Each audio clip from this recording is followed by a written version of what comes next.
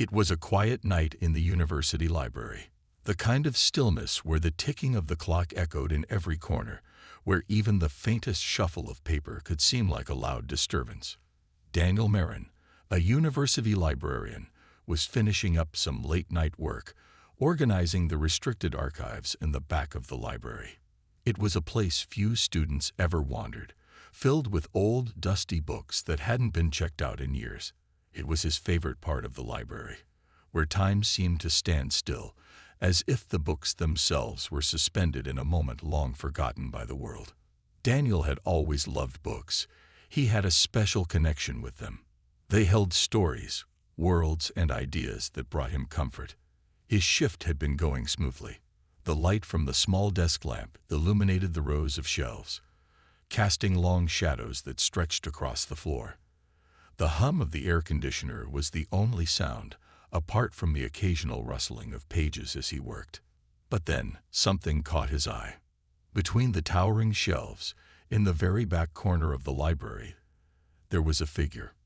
It was barely noticeable at first, but as Daniel's gaze flickered across the room, it became impossible to ignore. A woman. She was sitting on the floor, her back pressed against the wooden shelves, with her legs crossed beneath her. Her clothes were strange, almost mismatched, as though they didn't belong to any specific time or place. At first, Daniel thought she might be another student, perhaps a late-night reader who had found a quiet spot. But there was something off about the way she sat, so still, so calm, as if she had all the time in the world. And then, there was the way she was reading. Or rather, how she wasn't. The book in her hands was upside down. Daniel blinked. How could someone be reading a book upside down, especially at this late hour? Curious, he stood up, stretching his legs before slowly making his way toward her. As he got closer, he noticed something even stranger. She wasn't looking at the pages. Her gaze was directed elsewhere, almost as if she were lost in thought, pondering something beyond the book in her hands. The pages turned slowly, but her eyes didn't follow the words. Instead, her fingers brushed across the paper, moving as though they were searching for something hidden. He cleared his throat to announce his presence. "Excuse me," Daniel said gently, not wanting to startle her. "Can I help you?" The woman's head snapped up. Her eyes were bright and wide, almost glowing with an intensity that startled him. Her expression was calm but curious, as though she had been waiting for him to speak. And then, in a voice that was soft but clear, she spoke. "Home?" she asked. Daniel blinked, unsure of what she meant. The word was simple enough, but the way she said it made him feel uneasy, as if it carried some deeper meaning he couldn't quite grasp. "I'm sorry, did you?" he began, but his words trailed off as he noticed something else. The woman's face was unfamiliar. He'd worked in this library for years and had seen just about every student. But this woman, he had never seen her before. And she didn't seem like she had wandered in by accident. There was no sign of anyone else around. No sound of a door creaking open or footsteps echoing down the hall. She was just there. "Are you lost?" Daniel asked, stepping closer. The woman's eyes shifted, as if she was considering his question. She didn't respond immediately, instead turning her gaze back to the upside-down book in her hands. The pages rustled softly under her touch. And then she looked back up at him. "No," she said slowly, "I am not lost. I am just waiting." "Waiting for what?" Daniel asked, his curiosity now piqued. The woman didn't answer right away. She simply stared at him, her eyes filled with a strange, quiet intensity. For a moment, Daniel wondered if she was going to speak again, but the silence between them stretched on, thick and uncomfortable. Finally, after what felt like an eternity, she spoke again. "The books," she said softly. "They called to me." Daniel's confusion deepened. "The books," he repeated. "Yes," she replied, her voice like a whisper. "The books called me here. They told me to come, to read." Daniel looked at the book in her hands, still upside down. The title was barely visible, but it looked like something old, maybe even ancient. The text was written in a language he didn't recognize.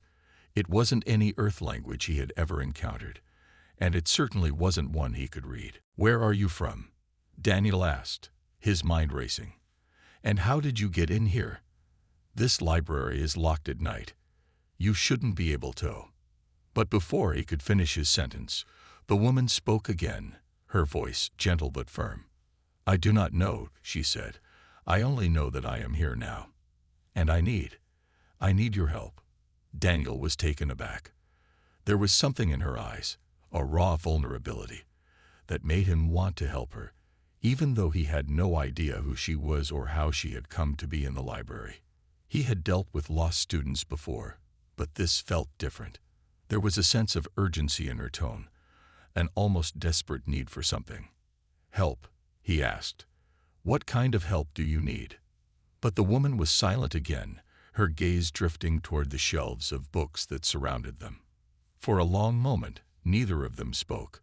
The quiet of the library wrapped around them like a blanket, the only sound the soft rustling of the pages in her hands. Daniel's mind raced. Who was she? How did she get here? And why was she so drawn to these books? As if reading his thoughts, the woman suddenly looked up and met his gaze. Her expression was soft, almost sad, as if she was caught between two worlds. "Please," she whispered, "I do not know how I got here, but I feel as if I belong." Daniel stared at her, the mystery deepening with every word she spoke.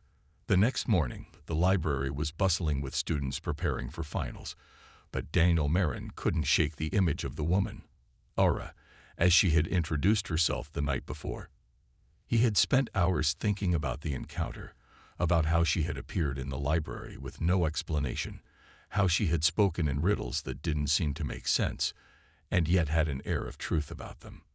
He wasn't sure what to make of her, but there was one thing that was undeniable. She wasn't from around here. After he had escorted her to the librarian's office the previous night, Aura had agreed to sit and talk with him. Her strange, mismatched clothes and unfamiliar accent only added to the sense of mystery surrounding her. As they sat in silence, she hadn't spoken much, only occasionally repeating the word home in a voice that sounded distant, almost as if she were trying to recall something from deep within her mind. The following morning, Daniel tried to learn more. He asked the university's security staff if anyone had seen her enter the building. They checked their surveillance footage, but there was no trace of her arrival. No records. Nothing. It was as if she had simply appeared out of nowhere. Daniel returned to the archives, his mind buzzing. He couldn't ignore the strange sensation that something significant had happened when he found her. He searched through the university's records, looking for any mention of her name, but found nothing. Aura was an unknown. There were no records of her existence, and when Daniel tried to access any data about the building's old security systems, something odd happened. The data he was trying to pull up would glitch and disappear before his eyes, almost as if something, or someone, didn't want him to find the answers. Determined to uncover the truth, Daniel decided to try a different approach. He returned to the restricted archives, hoping to make sense of things. The old books and documents in that area were full of obscure topics, forgotten histories, alternate theories, and strange accounts of things that couldn't be explained. As Daniel scanned through one dusty shelf, his fingers brushed against a leather-bound book that caught his attention. The title was faded, but he could make out the words quantum shelves. Theories of multidimensional storage. He opened the book, flipping through the pages quickly. The theory was old, dating back centuries, and it proposed that certain libraries could access other dimensions. According to the theory, books weren't just stored on Earth. They could be part of entire multiverses, hidden away in alternate realities. The text was filled with complicated equations and complex language, but there was a small section that stood out to Daniel. It spoke of keepers, beings who existed across time and space, responsible for guarding the knowledge of lost civilizations. The more Daniel read, the more it felt like the theory was describing Era. She wasn't just an ordinary person who had wandered into the library by accident. She seemed connected to something bigger. The books. She had mentioned them the night before, how they had called to her. Could it be that the library was a doorway, an access point to another reality? His thoughts were interrupted by a knock on the door. Daniel quickly shut the book, glancing up to find Era standing in the doorway. She was wearing the same strange clothes from the night before, but she seemed different today. There was a subtle change in her demeanor, something almost fragile about her, as if she had just awoken from a long, strange dream. "I'm sorry to interrupt," she said softly, her voice almost lost among the shadows of the room. "But I remembered something." Daniel motioned for her to sit. He could tell that she was still piecing things together in her mind. The previous night, she had been confused, lost. Today, she seemed more aware, more present. "Ara, what is it? What did you remember?" he asked, his curiosity growing with each passing second. She hesitated before speaking, as if the words weren't entirely hers to say. I think I was once part of a library. A different one. A place where knowledge is not stored in books, but in the very air itself. A place where stories live, not just in paper, but in everything." Daniel leaned forward, intrigued. "A library, like this one?" "No," she replied quickly, shaking her head. "Not like this one. This place is different. I don't belong here." Daniel frowned, trying to make sense of her words. "But you're here now. You're in the library. So where do you belong?" Era's gaze grew distant. "I don't know, but I was once part of something that wasn't bound by time or space. I don't know how to explain it, but I feel like the books. They remember me. They call to me, and they whisper secrets I cannot understand."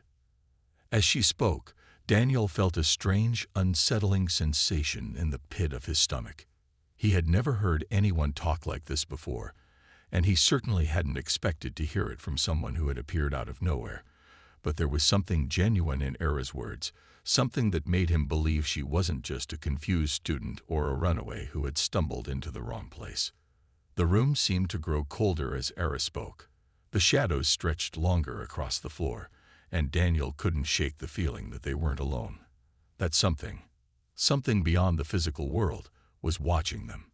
Era stood up suddenly, her eyes flashing with a strange intensity. "I must go back. I cannot stay here. I don't belong." Daniel quickly rose to his feet, his heart racing. "Where are you going?" Era didn't answer right away. She seemed lost in thought, her hands trembling slightly as she reached for the book Daniel had been reading earlier. Her fingers brushed the pages, and for a brief moment, the book began to glow, just faintly, as if it were alive. Then, just as quickly as it had appeared, the glow disappeared, and Era stepped back. "I cannot stay here, but I don't know where to go." Daniel felt a sudden pang of empathy. He didn't understand what was happening, but he knew one thing for certain. Era needed help, and for reasons he couldn't explain, he felt responsible for her. "I'll help you," he said firmly. "We'll figure this out together." Era looked at him, her eyes softening. For a moment, there was a flicker of something almost like hope in her gaze, but as quickly as it appeared, it vanished again. She nodded, slowly, as if unsure of what to do next. "Thank you," she whispered, her voice barely audible. I think I need you." Over the next few days, Daniel's mind swirled with questions. Era's words echoed in his thoughts, but he couldn't make sense of them. A different library. A place where knowledge existed not just in books but in the air itself. Daniel had spent years studying books and their contents, but nothing in his experience could explain what Era was describing. Determined to uncover the truth, Daniel spent hours searching through the library archives. He reviewed old records, looking for anything related to a mysterious library, anything that might explain the strange woman's appearance. He even reached out to some of his colleagues, asking if anyone knew of ancient libraries or unusual theories about knowledge storage. But nothing turned up. In the back of the library, in the quietest corner, Daniel found a book he hadn't noticed before. It was old, very old, the leather cover worn with time, and the pages yellowed with age. The title, barely legible, read Quantum Shelves, Theories of Multidimensional Storage. Intrigued, Daniel carefully opened the book. He was no physicist, but the book seemed to discuss a theory about multidimensional storage, a concept that suggested some books, objects, or even people could exist in more than one reality at the same time. The theory was vague, full of complicated equations and abstract concepts, but there was one part that stood out. It described an experiment conducted by scientists long ago, an experiment in which certain libraries were believed to have the ability to access parallel dimensions, worlds beyond our own. According to the text, these libraries didn't just store books in physical space. They stored knowledge across different realities, giving the books the power to transcend time and space. Daniel paused, staring at the page. This was exactly what Ara had been talking about.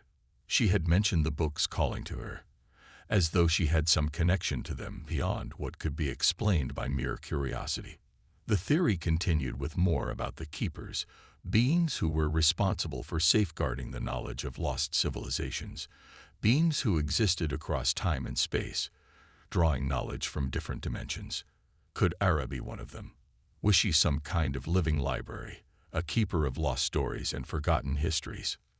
The more Daniel thought about it, the more the pieces of the puzzle seemed to fit. But what was Ara? And how had she ended up in his library, in this world? Suddenly, a voice interrupted his thoughts. Daniel? It was Ara. She had appeared at the doorway of the archive room, her eyes wide with an expression he couldn't read. Her presence seemed to bring a strange quietness into the room, as though the very air shifted when she entered. She looked different today, more focused, almost as if something had clicked in her mind. "Are you okay?" Daniel asked, closing the book carefully. He didn't want to seem too eager, but his curiosity was nearly impossible to hide. Ara nodded slowly, taking a step closer. I remember more." She hesitated, as if choosing her words carefully.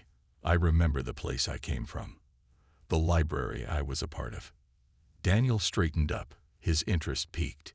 "Tell me about it," he urged, his voice low. He wasn't sure if she would explain more, but he couldn't help himself. She was the key to unlocking something bigger than he could have ever imagined. Ara took a deep breath and began. It wasn't a library like this one. It was alive. The knowledge wasn't just stored in books. It was in the air, in the walls, in the very fabric of the space. We, the keepers, didn't read the books like you do here. We listened to them, felt them. They spoke to us in ways that defy logic. They carried the histories of entire worlds, civilizations long gone. Daniel's heart raced. "You're saying that you were one of the keepers of these books?" he asked, his voice barely above a whisper. Ara nodded slowly. "Yes, but I didn't understand it then. I thought it was just a part of my existence, something I had always known. But now, here, it's different. These books..." She glanced around the room, her gaze sharp. "These books are quiet. They don't speak to me like they used to." Daniel watched her with growing awe. She wasn't just some random person. She was part of something much bigger, something beyond what any human could comprehend. And now, she was here, trapped in a world where the books couldn't reach her, where the stories of the past were locked away, hidden from her touch. "But why are you here?" Daniel asked, his curiosity getting the better of him. "How did you end up in this library?" Ara looked down at her hands, her fingers trembling slightly. "I don't know. I was trying to access something important, but something went wrong. I felt the pull of these books, and the next thing I knew, I was here, lost, cut off from everything I knew." And these books, she paused, looking around the room again. They are not like the others. They are different. Daniel took a deep breath, processing everything she had said. Her connection to the books seemed deeper than anything he had ever known. He couldn't fully understand what she was going through, but he knew one thing for certain. He had to help her. Whatever force had brought her here, it was clear that she didn't belong. As if reading his thoughts, Era's eyes met his. There was something almost pleading in her gaze, something that made Daniel's heart twist. "I need to go back," she said quietly. "I need to return to the place where I belong. But I don't know how." Daniel swallowed, trying to keep his voice steady. "We'll figure it out. Together." Era looked at him with a mixture of gratitude and uncertainty. "But how can you help me when even I don't know how to go back?" "I don't know," Daniel admitted. "But I won't leave you alone." For a moment, there was only silence between them. Era's eyes lingered on him, and in that moment, Daniel realized that he was more involved in this mystery than he could have ever imagined. His world, his understanding of reality, was about to change forever, and he was going to help Era find her way home.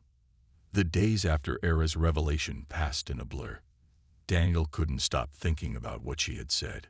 There was so much about her story that didn't make sense, yet there was something undeniable about her presence. She wasn't just another lost soul wandering the halls of the library. She was connected to something far greater. He could feel it in the way she spoke about the books, the way they called to her, the way she seemed to understand them in a way he never could. Despite the mystery surrounding Era, Daniel found himself drawn to her. She spent more time in the library, sitting silently among the shelves, her eyes closed, as if listening for something just beyond reach. Occasionally, she would come to him with new fragments of memories, visions of her home, of the strange place she had come from. The library where knowledge wasn't just stored but lived and breathed. Each time, Daniel grew more convinced that Era wasn't just a lost traveler. She was something else entirely, something ancient and wise. But even as Era grew more comfortable, Daniel couldn't ignore the sense of unease that seemed to settle over the library. It was as though the air itself had shifted, as if something was waiting, watching. One evening, as Daniel was locking up the library for the night, he noticed something strange. The lights flickered, briefly dimming before returning to normal. He paused, his eyes scanning the room. The library was empty, as it always was at this hour. Era had already left for the evening, retreating to the small room she now called her own. He had grown accustomed to her presence, and he had even found comfort in it. But tonight, something felt off. Suddenly, the door to the archives creaked open.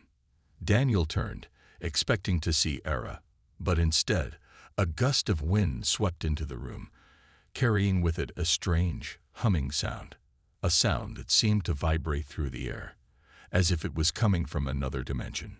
His heart raced. He knew this feeling. It was the same strange sensation he had felt the night Era appeared in the library. It was as though the very fabric of reality was bending. Before he could react, 3 figures stepped into the room.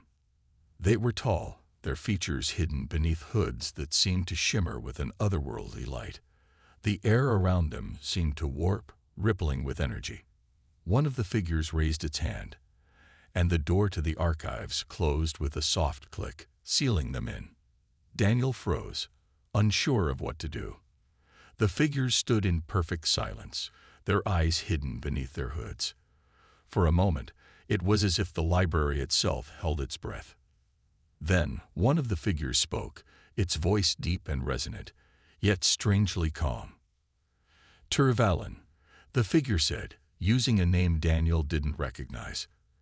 "You have wandered too far. It is time to return." Daniel's breath caught in his throat. Tervalin. He glanced toward the doorway to Era's room. Was she the one they were speaking to? But Era had told him her name was Era, not Tervalin. Was it possible she had a different identity? Could she be someone, or something else entirely? The tallest figure stepped forward, its presence almost overwhelming. There was a cold, undeniable power emanating from it, a power that sent a shiver down Daniel's spine. "She doesn't belong here," the figure continued, its voice heavy with authority. "She must come with us." Daniel's mind raced. What were they? Why had they come for Ara? He didn't know what to do, but one thing was clear. These beings were not from Earth, and they were not here to negotiate. "No," Daniel said, his voice trembling but firm. "Ara stays here. She's not going anywhere with you." The figure turned its gaze toward him, and for a moment, Daniel felt as though he were being pierced by the depths of their eyes. Eyes that seemed to know everything, as if they could see into his very soul. It took everything in him not to look away. "You do not understand," the figure said, its tone shifting, almost pitying. "Tervalin is a keeper of the lost knowledge, a guardian of the threads that bind time and space. She must return to her place of origin. If she does not, the balance will be broken." "Balance," Daniel repeated, confused. "What balance?" The figure's voice grew more insistent. "The balance of the dimensions.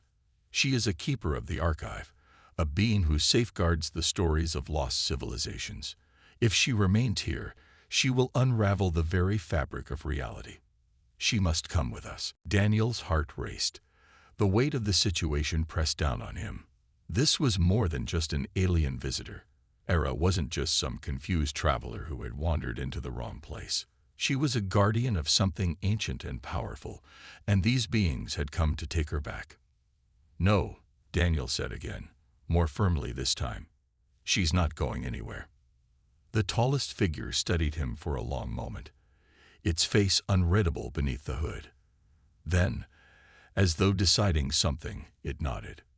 "You do not understand the consequences of your actions," it said, its voice softer now. "But we will give you time to reconsider." The three figures turned and began to walk toward the door. As they passed, the air seemed to shimmer and distort around them, as if they were no longer fully a part of this world. They didn't walk like ordinary beings. Their steps were fluid, their movements almost unreal. Just as they reached the door, the tallest figure stopped. "Remember this, human," it said, its voice carrying a weight of finality. "The threads of knowledge are delicate. If Tervalin is lost, so too will be the stories of all who came before her." And with that, the figures disappeared, leaving the library in an eerie silence. Daniel stood frozen, his mind racing. What had just happened? Who were they? What did they mean by the threads of knowledge? And why had they called Ara Tervalin? For the first time, Daniel felt the full weight of what he had become involved in. This wasn't just about helping a lost woman find her way. This was about something much bigger, something that could change everything. The library was quiet again, but Daniel couldn't shake the feeling of unease. The figures, whatever they were, had left, but their words lingered in the air like an unspoken threat. He had been told he didn't understand the consequences of his actions, but what were those consequences?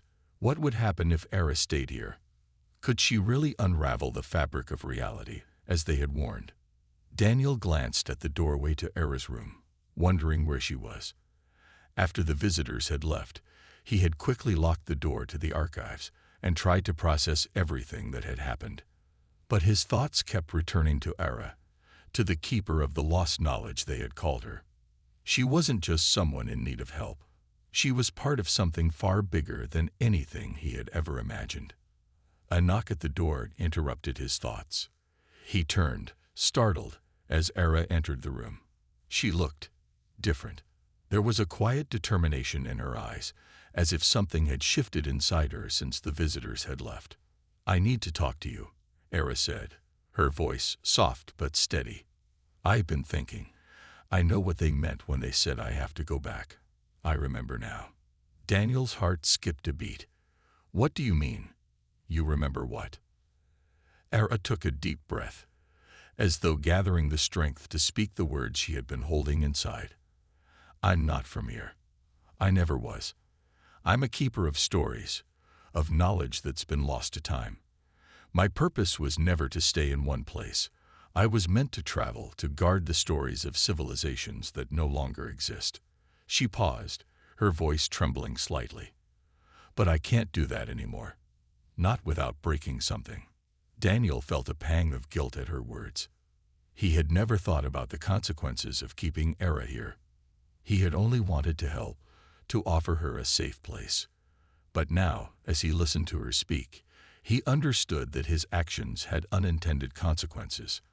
I don't want to go back, Era continued, her voice barely above a whisper. I don't want to lose myself again. But if I stay here, I'll break everything. I can feel it. The threads are starting to unravel. Daniel was torn. He had grown attached to Era. He couldn't imagine the library without her presence, but he also couldn't ignore the warning the visitors had given him. If Era stayed, it might destroy something far greater than either of them could understand. I don't want you to go, Daniel said, his voice filled with an emotion he couldn't quite name. But I don't want you to be trapped either. If you're meant to be somewhere else, I understand. Era shook her head. I don't belong in any one place. But the library, this place, it feels like home. I've never felt anything like it before.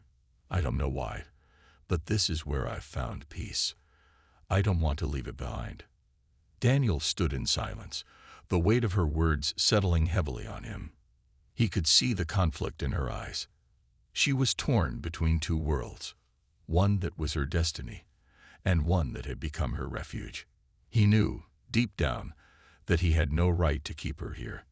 The library wasn't just a building. It was a part of something larger, something she was a part of. And if she stayed, it might cost her everything. What if we can find another way? Daniel asked, his voice filled with a quiet hope. What if there's a way for you to stay here without breaking the threads? Era's gaze softened, but she didn't seem convinced. I don't know, Daniel. I can't risk it. The stories are too important. If I lose myself here, I'll be lost forever. The knowledge, the stories, they need to be kept safe. That's my purpose. It's what I was made for. Daniel's mind raced, but there was no easy solution. He had no answers, no way to protect Era from the consequences of staying. But he couldn't bear the thought of losing her, of sending her away to a place she didn't want to be. I won't let you go if it means losing you, Daniel said, his voice firm. But I also won't let you destroy everything you've worked so hard to protect. I don't know what the right choice is, but I'll help you figure it out. Era smiled, a small, sad smile. I wish there was another way. But I think you're right. Maybe it's time I face what I've been avoiding. Daniel watched as she walked toward the row of bookshelves, her fingers lightly grazing the spines of the books. She seemed at peace now, but he could see the sadness in her eyes, the weight of the decision she was about to make. What will happen if you go back? Daniel asked, his voice hesitant. Era paused, her fingers stilling on the edge of a book. I'll return to my place as a keeper. I'll protect the stories, the knowledge. But I won't be the same. I'll lose the part of me that has been here with you. This place has changed me, Daniel, and I'm not sure I'm ready to leave it behind. Daniel walked over to her, his heart aching at the thought of her leaving. I don't want you to change, Era. I don't want you to lose yourself. Era turned to him, her expression softening. I won't forget you, Daniel. I'll carry this place with me, always. You've shown me that even in a world of stories and knowledge, there is room for something more. There is room for us. Daniel reached out, taking her hand in his. No matter what happens, I won't forget you either. Era smiled, and for a moment, they stood there, just two people in the middle of an endless sea of stories. But they both knew that their time together was coming to an end. I think it's time for me to go, Era said softly. But I'll never be truly gone. And with that, she turned and walked toward the door, her figure growing smaller as she left the room. Daniel stood there, staring at the place she had just been. The library was still silent, but it felt different now, emptier. He didn't know what would happen next, but he knew one thing for certain. Ara had changed him, just as she had changed the library. And whatever the future held, he would never forget the woman who had come to him, lost and confused, and left with a piece of his heart. Days passed since Ara had left the library. The emptiness left in her wake felt like a quiet echo in the library's once bustling halls. Daniel had spent the first few days in a daze, unsure of what to do with himself. He missed her presence, her quiet wisdom, her deep connection to the books, and the way she seemed to understand the very heart of the library. Now, it felt like something was missing, a space he couldn't fill with just books or memories. But Ara had made her choice. She had returned to her role as a keeper of lost knowledge, and Daniel knew he couldn't undo what had been done. The visitors from beyond had been right. Ara had belonged to a different place, a different time, and her staying here had been a mistake, one that could have unraveled everything. Yet, despite the quiet, Daniel found himself returning to the restricted archives, hoping to feel close to her once more. Each day, he walked the aisles of the forgotten books, running his fingers over the pages that told stories of worlds long lost. He had become obsessed with the idea that the knowledge they contained might somehow help him understand Ara's world better, and maybe even find a way to bridge the gap between them. One late afternoon, as the sun set and the library grew quiet, Daniel pulled an old book from a shelf in the farthest corner of the archives. Its cover was a deep, dark green, and the pages inside were fragile, as though they had been untouched for centuries. The title was written in a language Daniel couldn't read, but something about the book felt important. Curious, he carefully opened the first page. The words inside were written in the same strange script, but they seemed to shift as he looked at them, as if they were rearranging themselves. At first, Daniel thought it was a trick of the light, but as he continued reading, the words began to form into something he could understand. It was a story. Not just any story, but a story about a keeper of knowledge, someone who had lived between worlds. It was Ara's story. The book seemed to be telling him about her journey, her purpose as a keeper, and the ancient library she had once called home. The words flowed like a river, each line telling more than the one before it. Daniel felt his heart race as he read. He couldn't believe what he was seeing. It was as though the book itself knew what had happened, knew the choices Ara had made, and was somehow connected to her in a way he couldn't explain. This wasn't just a book, it was a living record, a part of the very threads of knowledge Ara had once guarded. He read on, each page unfolding more of the story, and with every word, he felt closer to Ara. The book spoke of the balance that kept the world in harmony, the delicate threads that connected all stories and civilizations, and how a keeper's role was to preserve these threads at all costs. Ara had been a part of that balance, but her departure from the library had caused ripples in the fabric of reality, ripples that Daniel could feel in his very soul. But the book also spoke of hope. It told of a way for the keeper to return, a way to restore the balance without losing everything in the process. It wasn't clear. There were no instructions, no clear path to follow. But it gave Daniel a glimpse of what could be. His mind raced. Could this be the key to finding Ara again? Was there a way to bring her back without breaking the delicate threads of the universe? Suddenly, Daniel's thoughts were interrupted by a familiar sound. The soft rustling of pages. He looked up, startled, to find Ara standing at the entrance to the archives. Her presence seemed to fill the room, and for a moment, Daniel forgot to breathe. "Ara," he whispered, his voice catching in his throat. "You're back." Ara smiled, though it was tinged with sadness. "I didn't want to leave you," she said softly. "But I had to. I thought I could go back to my place. But the threads, they've been unraveling. The stories are breaking. I couldn't stop it." Daniel stood up, his heart pounding in his chest. "But you've returned now. You don't have to leave again. We can fix this, Ara. I think I've found a way." Ara shook her head slowly, her expression unreadable. "You don't understand, Daniel. The threads cannot be mended once they're torn. I was never meant to stay here. My place is with the stories, with the lost knowledge. I have to protect them. Daniel's mind was spinning, but he couldn't give up. What if I told you there was a way for you to stay here, without breaking the balance? A way for you to keep the stories safe, but also have a place with us, here where you belong. Era's eyes softened, but there was a sadness in them that Daniel couldn't ignore. It's not that simple, she said. The balance is delicate. If I stay here, the stories will fade. If I return, I'll lose myself. I'll forget everything about this place. I'll forget you. Daniel's heart clenched at her words. The thought of losing her, of her forgetting everything they had shared, was unbearable. But deep down, he knew what she was saying was true. Era wasn't just a person. She was part of something greater, something that could never be fully explained by human understanding. I don't want to lose you, Era, Daniel said, his voice thick with emotion. But I also don't want you to lose yourself.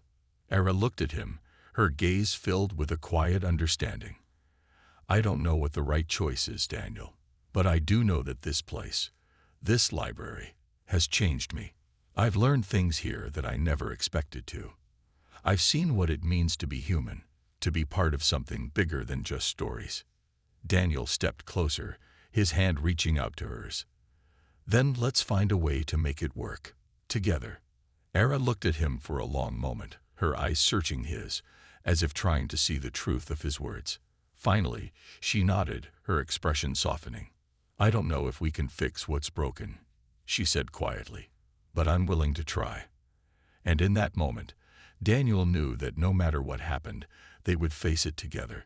The threads of the story that bound them were fragile, but they were also strong, and together they could find a way to protect them. The days that followed were quiet, but the air in the library felt different now. There was a sense of calm, as if a delicate balance had been restored, but also a sense of uncertainty, like they were standing on the edge of something they couldn't fully understand. Era had decided to stay, and together, she and Daniel had begun to explore the possibilities of how to protect the threads of knowledge without losing themselves in the process. Though Era had returned to the library, she was different. She wasn't the same keeper of knowledge that she had been before. She had learned to be part of the world, to understand the human experiences she had never known. The stories she guarded were no longer just facts and history. They were alive with emotion, with the depth of human connection. And Daniel had learned more than he ever thought possible about the universe, about the power of stories, and the way they bound everyone together. They spent their days walking the aisles of the library, discussing ideas, reading books, and sharing stories. Stories of the past, of faraway lands, and even stories about their own lives. There was a new energy in the air, one of understanding, of connection. Daniel had come to realize that the library wasn't just a place where books were stored. It was a place where ideas lived, where they breathed and grew. And Era had become a part of that, not as an outsider, but as a guardian who could finally be with the stories and be part of something more. One afternoon, as the sun streamed through the tall windows of the library, casting long shadows across the wooden floors, Daniel sat at a desk, surrounded by piles of books. He had been reading through the ancient texts, trying to piece together something that would help him understand more about the library's true nature, when Era came into the room. She was holding a book, her fingers gently tracing the cover as if the book were a dear friend. I found this, Era said, her voice soft but full of wonder. I think you should see it. Daniel looked up from his papers, his eyes meeting hers. She looked different, more at ease than she had in the early days after her return. There was a quiet confidence in the way she moved now, as if she had finally found her place. What is it? Daniel asked, standing up to walk over to her. Era handed him the book. The cover was old and worn, but there was something familiar about it, something that made Daniel's heart race. The title was written in the same language that had appeared in the book Era had given him when she first arrived. It was the language of the keepers, the language of the stories themselves. This is a book of stories, Era said softly. But not just any stories. These are the stories that never end. The stories that keep going, long after the pages are turned. They are the stories that live on in people's hearts, stories that are passed from one person to the next, never truly finished. Daniel opened the book, his fingers trembling slightly. As he began to read, the words on the pages began to change. They didn't stay fixed in place. Instead, they flowed and shifted, as though they were being written in real time, telling the story of something that was happening right there, in that very moment. "This is incredible," Daniel whispered. "It's alive." Era nodded. "Yes, this is the story of the library itself. It's part of the threads, the knowledge that's been passed down for generations. And now, it's ours to keep." Daniel felt a surge of emotion. For the first time since Era had arrived in the library, he realized just how important their work was. The stories they were guarding weren't just the stories of the past. They were the stories of everyone, of all the people who had ever come through these doors, of all the lives that had been touched by the library. "It's more than just preserving knowledge," Daniel said, his voice thick with meaning. "It's about keeping the stories alive, sharing them, passing them on, so that they can continue to grow." Era smiled, a soft, knowing smile. "Exactly. And we're not alone in this. The stories will always be with us, in ways we can't fully understand. We just have to listen and share them with others." Daniel looked around the library. It had become more than just a place to work. It had become a sanctuary, a place where knowledge and connection lived, where every book was a doorway to a different world. And Era had become a part of that. She wasn't just a keeper of stories anymore. She was living the story alongside him, and together, they were writing a new chapter. The future of the library seemed uncertain, but Daniel no longer feared it. He had Era by his side, and he knew that together they could protect the stories that had shaped the world. They would keep the threads from unraveling, even as they wove new ones of their own.